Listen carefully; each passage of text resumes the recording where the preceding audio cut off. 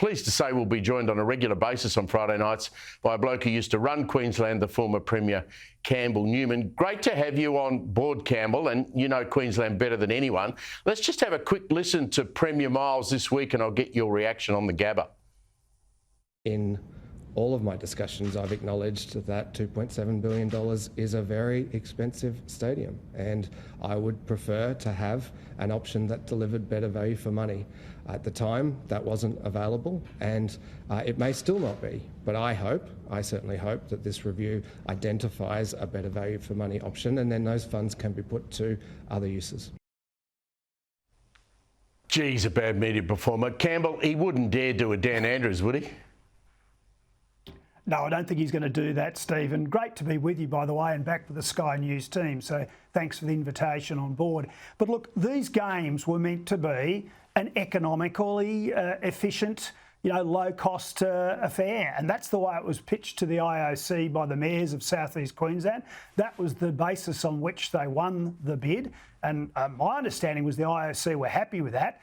And the next thing happened was that the Palaszczuk government got sort of delusions of grandeur and said they had to pull down the Gabba, and this $2.7 billion price tag has sort of emerged. What they need to do, Steve, is do a cheap and cheerful reno, allocate, several $100 million. That is off the cuff, I know, but make sure that, the facilities are okay, the disability access, the media centre, those sorts of things.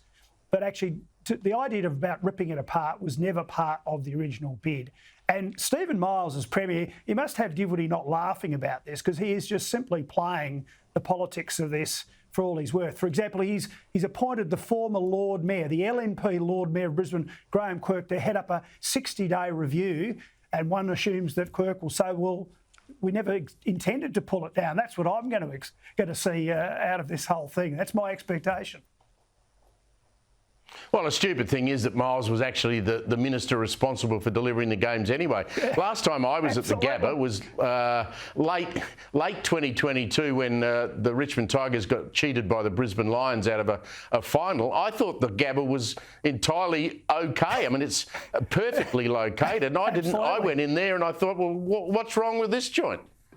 Oh, mate, there has been this spin for the last, I don't know how many months, that this stadium's past its use-by date. I mean, they were still working on it in the late 90s. Now, maybe I'm showing my age, but I would have thought that a stadium in this day and age had more than a 25-year design life.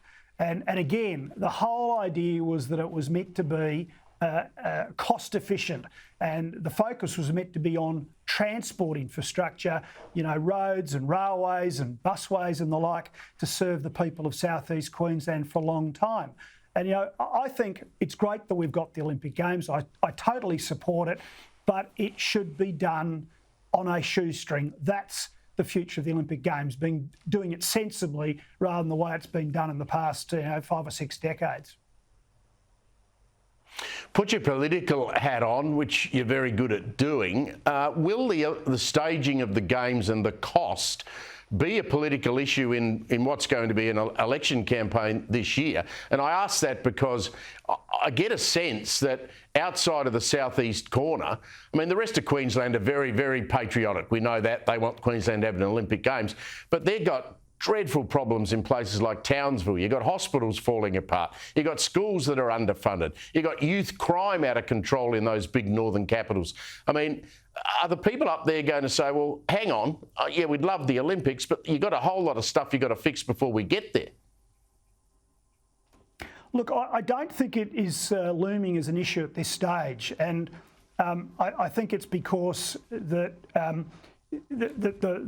those separate issues are ones that are almost compartmentalised. I mean, youth crime is something that the opposition leader, David Crisafulli, could win the election on quite easily. But so far, Crisafulli hasn't really stood up to the plate and really pushed hard and said clearly what he would do. And so I don't see the Olympics biting in that way at the current time. Yes, there's rumblings about the cost and that sort of stuff, but this is Miles dealing with it. And by the way, again, going back to the political craftiness of getting former LNP Lord Mayor Graham Quirk involved, it's to basically snooker the LNP. I mean, they've got great difficulty going after the Premier if Quirk delivers a recommendation which he then says he'll implement. So that's what he was doing there by putting Quirk in charge of the review.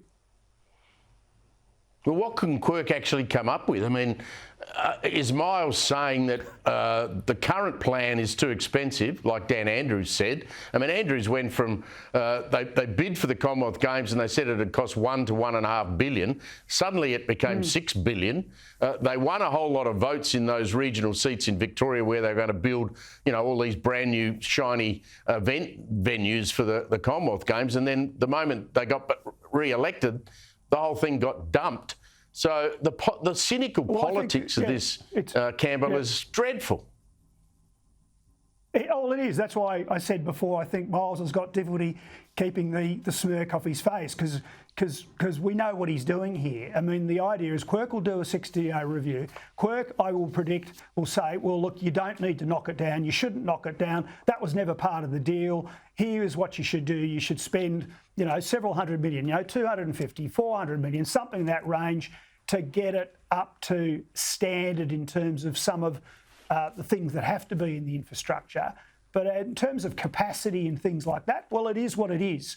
And we can have an opening ceremony, for example, that's different to what's been done in the past. Why do we have to have an opening ceremony in the stadium? It could be along the Brisbane River, and I think Paris is doing something like that just this year. So, I know where this is going, and this is Miles finding an excuse for how he was involved in previous cabinet decisions.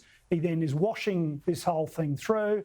He will demonstrate that he's going to sort of get sensible about the costs, and he will move on. That's what he's trying to do here.